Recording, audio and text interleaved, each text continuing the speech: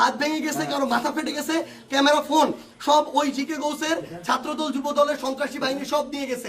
এবং আমাদের একজন ভাইয়ের চোখে রড দিয়ে যখন গুতা মারছে, তার চোখ বের হয়ে আসার মতো অবস্থা, আরেকজনের মুখে রড দিয়ে বাড়ি মারছে।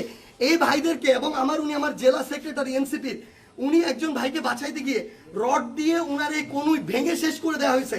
আপনারা একটু কাছে নিয়ে আসেন, আপনারা যদি দেখেন যে এইখানে উনার হাতটার কি অবস্থা হয়েছে, এই জায়গায় মানে এটা ধরার মতো কোনো অবস্থা নেই।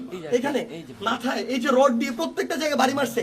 আমরা যখন আমাদের এই আহত 7-8 জন ভাইকে নিয়ে সদর হাসপাতালের দিকে যাইতেছিলাম তাদের চিকিৎসার জন্য, তখন সদর হাসপাতালের সামনে ওই 24শে জুলাইয়ের সময় যেমন খুনি বাহিনী যেভাবে আক্রমণ করছিল হাসপাতালের গেটে, ঢাকা মেডিকেলের গেটে, ওইভাবে আমাদেরকে খুনি বাহিনী এইখানে ছাত্রদল যুব দলের সন্ত্রাসী ক্যাডাররা, জিকে গাউসের ক্যাডাররা, তারা আমাদেরকে আক্রমণ করে হাসপাতালে পর্যন্ত ঢুকতে দেয় নাই। এখন আমি যখন আমার ভাইদের নিয়ে যাচ্ছিলাম, তারা আমার হাতে পর্যন্ত রড দিয়ে বাড়ি মারছে, ইট মারা শুরু করে, এরপরে রড থেকে শুরু করে যত ধরনের তাদের লাঠি সোটা এগুলো তারা মারা শুরু করে।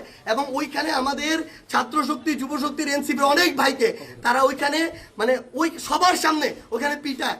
এবং আমরা এখানে পুলিশ দেখলাম, আমাদের সামনে থাকা তো দূরের কথা, আমাদের সাথে থাকা তো দূরের কথা, এত বড় হামলার পরে তারা পিছনে দাঁড়ায় দাঁড়ায় নাটক দেখতেছে। এই ছিল অবস্থা। এই যদি হয় বাংলাদেশের অবস্থা, তাহলে তারেক রহমানকে জবাব দিতে হবে। এটা কি তারেক রহমানের সন্ত্রাসী বাহিনী, যেই বাহিনী মানুষের উপরে এইভাবে শুধুমাত্র দ্বিমত করার কারণে, সমালোচনা করার কারণে এইভাবে আক্রমণ করতেছে? সালাউদ্দিন আহমেদকে জবাব দিতে হবে।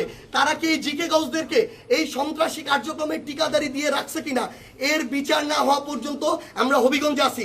যদি পারে আমাদেরকে মেরে ফেলবে, এখান থেকে প্রয়োজনে আমাদের লাশ যাবে, কিন্তু এর বিচার, এর জবাব তারেক রহমানকে দিতে হবে।